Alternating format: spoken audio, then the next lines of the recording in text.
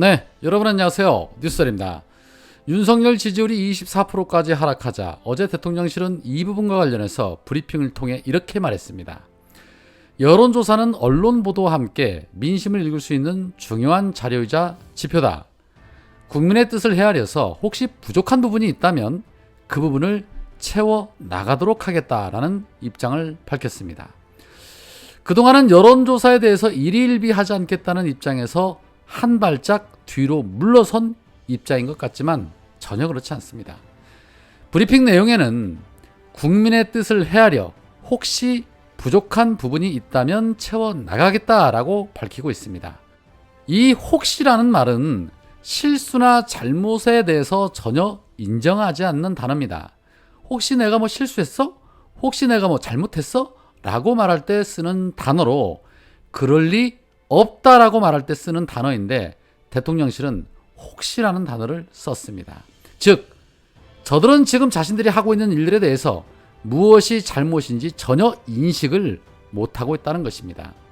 부족한 부분을 채워나간다고요? 다 부족한 것 같은데 어디서부터 무엇을 채워나가겠다는 것일까요? 뭐 말하자면 이루 말할 수 없이 많지요.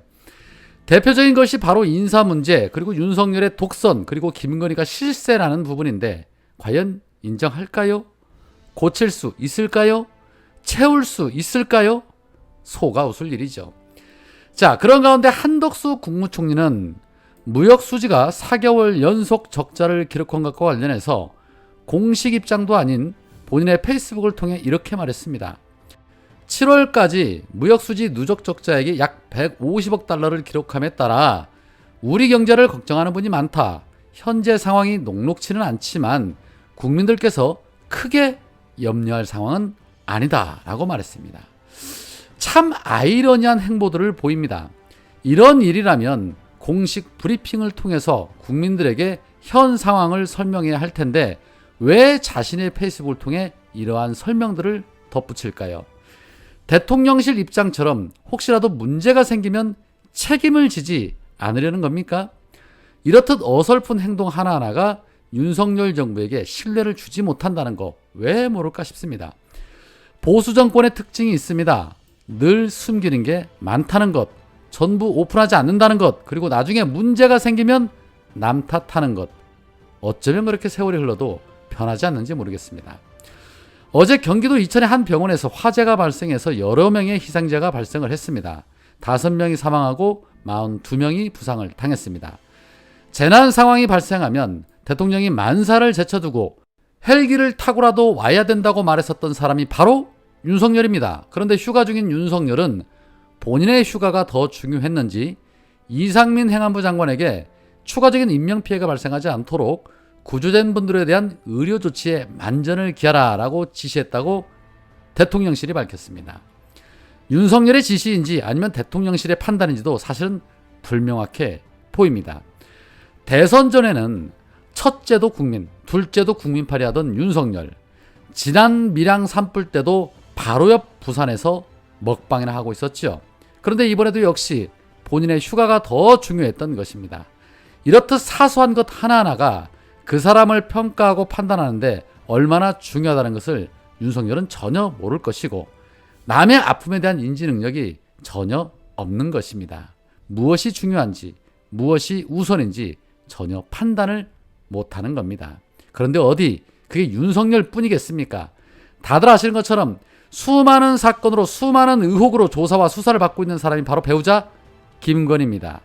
현재 대통령실의 사적 채용이 돼서 논란이 됐던 사람 대다수가 김건희의 지인들로 알려져 있습니다. 그런데 어제 또 하나 터졌죠.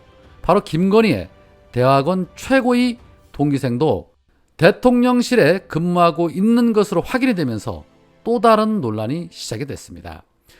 김건희와 대학원 과정 동기인 이벤트 대행회사 전 대표였던 김모 씨가 대통령실 의전비서관실 선임 행정관으로 근무하고 있다고 어제 SBS에서 단독 보도를 냈습니다. 이 이벤트 회사, 윤석열이 대선에 출마 선언을 한 당시 윤봉길 기념관 대관 신청을 세미나 및 기자회견 명목으로 대신해줬던 그 회사입니다.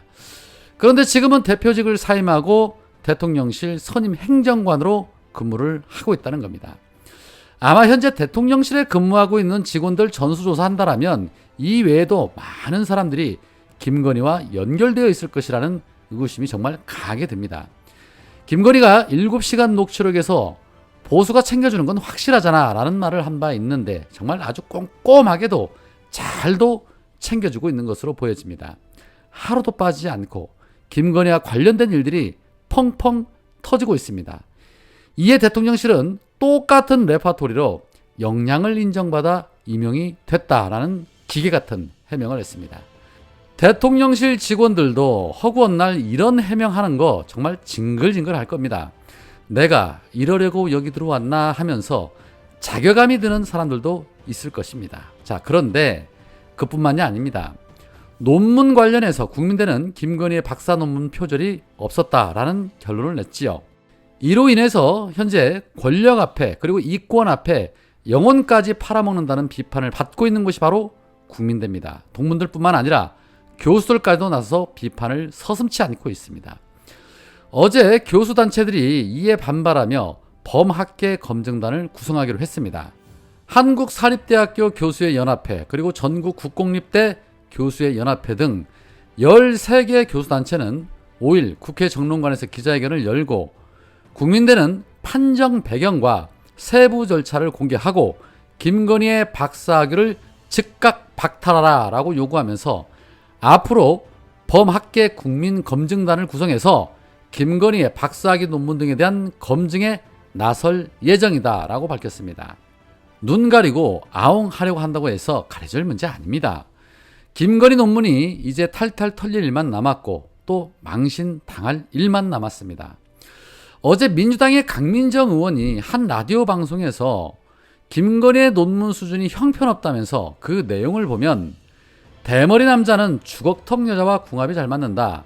입이 작은 남자는 입이 큰 여자와 궁합이 잘 맞는다. 이런 내용을 주로 다루고 있다면서 논문 수준이 형편없다라고 비판을 했습니다. 들으면서 한참을 웃었는데 듣고 있는 사람도 딱 보면 알겠는데 전문가들이 보면 얼마나 한심하겠습니까? 바로 잡아야죠. 윤석열은 과연 이 총체적 난국을 어떻게 헤쳐나갈까요? 저는 요즘 드는 생각이 말입니다. 윤석열이 경찰국을 설치하고 또 경찰을 장악하는 진짜 속내가 행여 탄핵바람이 불고 또다시 시민들이 촛불을 들었을 때 그 부분을 대비하기 위한 하나의 방편으로 이러한 겁없는 행동들을 서슴없이 저지르는 것이 아닌가 하는 우려가 생기기도 합니다. 본인의 말처럼 5년짜리 겁이 없어도 너무 없습니다. 더 큰 일이 벌어지기 전에 미리미리 사전 차단할 것 차단하고 대비할 건 대비해야 할 듯합니다. 민주당의 역할이 그 어느 때보다도 정말 중요한 그런 시기인 것 같습니다. 오늘은 여기까지입니다. 고맙습니다.